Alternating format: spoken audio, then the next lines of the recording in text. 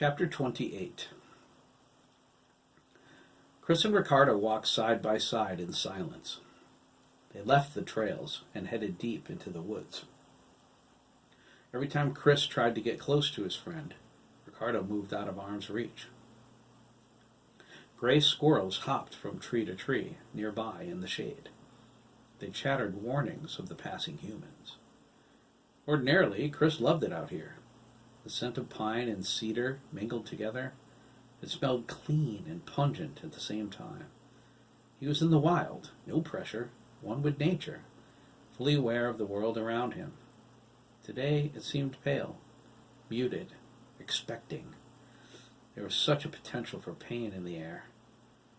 Ricardo sat down on a moss-covered log.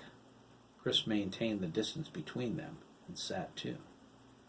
He thought, "This is my fault. How many times did we poke fun at gay people? How many times did I initiate it?" The subject aggravated Ricardo so much, I thought it was fun pushing his buttons. Now I know all that time I was laughing at myself. When Chris realized he was gay, he kept silent about his sexual preference for fear of this conversation more than any other. He suspected Ricardo's dislike of gay people was rooted deep inside him. It was so intense it frightened Chris. Now he saw it as a time bomb wound down to the last dreadful seconds. "Is it true, Chris?" Ricardo asked, staring at his feet. "Are you gay?" Chris steeled himself. "Here we go." "Yes, Ricardo, I'm..." Ricardo jumped up. "I knew it!" He pointed an accusing finger at Chris. "How could you let yourself become a queer?" "I didn't let myself become anything," Chris replied. "It's just natural for me. I think I've always known. I was born this way. Dad had no right telling anybody." "I know that," Ricardo snapped. "You're still gay, right?" Chris stared at him. Ricardo glared back. Why is he so angry? Chris wondered. This can't only be about me. Nothing ever happened between us to foster this kind of hostility. "Ricardo, we've been friends for a long time." "Yeah, sure, Chris," Ricardo said. "Probably so you could get me one day, right? Isn't that why you've wanted me around?" "That's not true." "No, I swear it's not." "You know, I trusted you, Chris," Ricardo said. "We've slept in the same tent. We've slept in the same bed. And you know what? You were my best friend." Ricardo's tears fell as his anger gave way to despair. "But now I feel used. I can't stop thinking you only wanted to be near me because you like being near other guys." He wiped his eyes with the back of his hands. "Now that you know you can't get me, who are you going after next? Derek? Dougan?" Chris raised an eyebrow. "I'm not a pedophile, Ricardo." "There's no difference." Chris was about to argue the point when a look in Ricardo's eyes betrayed him. Chris felt his heart skip a beat. He thought, "Oh my God, can that be right? It explains so much." "Jesus, Ricardo, were you molested?" Ricardo recoiled as if struck. "Talk to me, man," Chris insisted. "That's it, isn't it? Dude, you know you can trust me with anything." "But you're..." "I'm your friend, man," Chris said. "You know that's the God's honest truth. Tell me what happened. We'll get through it together, I promise." Ricardo shook his head. "You need to, Ricardo," Chris said. "It's tearing you apart inside. I can see it." He swallowed, but his throat was dry. He lowered his voice. "I know what you're going through, man. Seriously." Ricardo's face fell. "How could you?" he asked. Dread enclosed his heart. "Did it happen to you too?" Chris didn't reply. He only nodded, and then he frowned. "God, Chris, what happened?" Chris shook his head. "You first. I'm your friend, and I'm here for you. You can be here for me after." Dude, I don't know if I can. You have to. We both do. No secret is worth our friendship. Ricardo slowly sat on the log. Emotions long suppressed rushed to the surface. He tried to shove them down, but they pushed through with the knowledge someone molested Chris too? Ricardo was alone in his agony for so long, and yet all this time Chris carried the same burden? Is that why we've been such good friends? Because someone hurt us? It made sense. Ricardo always felt bonded to Chris by something. He never dreamed it was his greatest pain and shame. He took a deep, shuddering breath, lowered his head, and started to cry. Chris moved next to him and put his arm across his friend's shoulders. Ricardo did pull away. A dam burst inside his mind, and for the first time in his life, he told the story of the Big E. He described what the pedophile did to him in frightening detail. Ricardo never knew how much he wanted to talk about what happened to him until he started. He kept the story of the man at the fair locked deep inside. The secret ate away at his soul like a cancer. Chris understood how Ricardo felt, how helpless and dirty.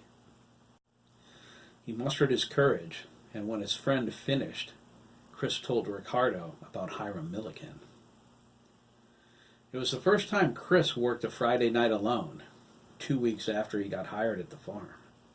Todd had the night off and was spending it with Frank Garrison. Hiram was out somewhere playing poker. Arrangements were made for Chris to stay in the guest room after he agreed to work for Todd the next morning. Chris's parents had no misgivings about him sleeping over. Thomas was a Lancaster native who grew up with a lot of Hiram's ex-employees. He'd known Arthur Kelly since he was 11, and Thomas was a senior in high school. Hiram used to bring him to watch Thomas play baseball at E.O. Smith. He felt if something were wrong with Hiram, he would have heard about it long before now. From what Thomas understood, Arthur practically lived over there through high school. He never said anything negative about the man. Virginia met the farmer, and he seemed fine. They were certain Chris would be safe. Chris trudged over to the trailer after milking the cows and cleaning the milking parlor. He threw his clothes into the washer and jumped into the shower. He sat on the couch afterward, wrapped in a towel. He watched MTV while he waited for the dryer with half a bottle of wine in his hand. Hiram gave it to him before he left. He said he always let his workers drink when they stayed over, as long as they didn't squeal. Chris thought that was cool, kind of like Phil. He unscrewed the top and took the red wine into his mouth, but he didn't swallow it. He dashed to the sink and spat it out. Geez, Chris thought, looking strangely at the bottle. It tastes like medicine. Chris poured the wine down the sink and left the bottle on the counter. Whatever was wrong with it, he wasn't drinking it. He shut off the TV, slipped his underwear on, and headed to the guest room. He closed the door behind him. The bed was a little soft, but Chris was so tired he could have slept in the barn. He laid on his stomach on top of the covers and was asleep in minutes. What's so bad about that? Ricardo asked. It's what happened after I went to sleep, Chris replied. He clenched his fist and closed his eyes. I woke up all of a sudden. My underwear was down, and he was on top of me. I clenched my teeth to keep from crying out, but Christ, Ricardo, it hurt so much. It was so nasty. I was terrified, dude.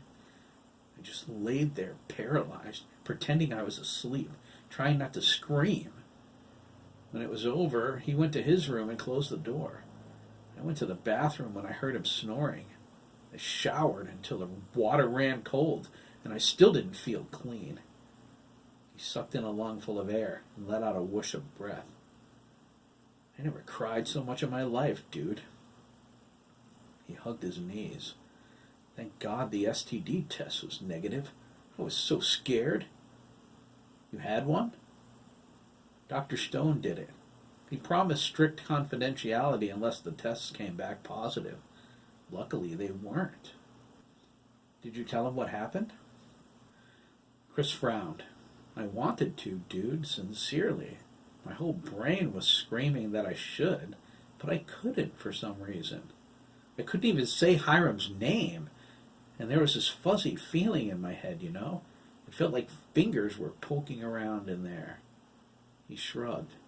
I think Dr. Stone assumed I was whoring myself somewhere or something.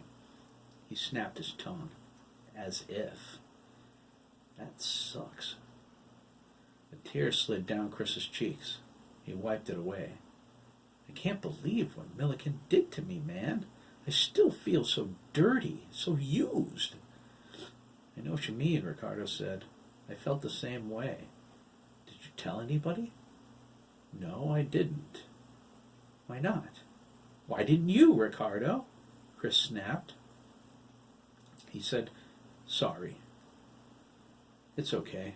How come you still work there? I was too ashamed to tell my parents, Chris sighed, which is stupid because I know they would support me. But anyway, I confronted Hiram the next day. You did? Ricardo asked. I told him if he ever touched me again, I would tell somebody. And if I ever saw another kid sleeping over there, I would definitely tell somebody. It's a year later. I still haven't seen any kids, except Dabney, but he's such a jerk, I don't think Hiram would dare. What about O'Connor? Todd, Chris replied. He scowled, remembering what happened in the boys' room. I asked him if Hiram ever touched him. Todd said he would kill the old man if he even tried. I believe him. Hiram said he only did it because he was drunk. It sounded like bull to me. But it was either that or tell someone. I didn't want to go there. It's too humiliating. I'm sorry, Chris, Ricardo said. Seriously, for everything. If you could accept me for who I am, I accept, Chris said. Deal. They shook hands. Ricardo asked, should we tell someone? Chris replied, it's weird. Sometimes I'm overwhelmed with the need to tell someone. It's like I'm shocked that I didn't run home and tell my mom and dad that first night. Then I get this feeling in my brain and everything goes wonky. I doubt everything. I think no one will believe me, and I can't say Hiram's name for hours. He frowned. It's strange. It's like someone else is thinking for me. We should say something, Chris, Ricardo said. If he's hurting other kids, what if he's molesting Dabney? Copeland? Chris asked. He thought, would Hiram dare? Dabney can be a real bastard. Is that why I feel something for him? When our eyes met on the bus this morning, something passed between us. Was that it? Is it more? It could be why Dabney's such a dick. I don't know, Ricardo, Chris said. Dabney doesn't strike me as someone who would tolerate Hiram for a second. He mumbled. He's cute, though. What did you say? Ricardo cried, his eyes bulging. Chris shook his head. Never mind, smart ass, he said. We are not talking about who I think is cute, okay? But Dabney? Ricardo whispered. I didn't say I liked him. Ricardo pointed at him.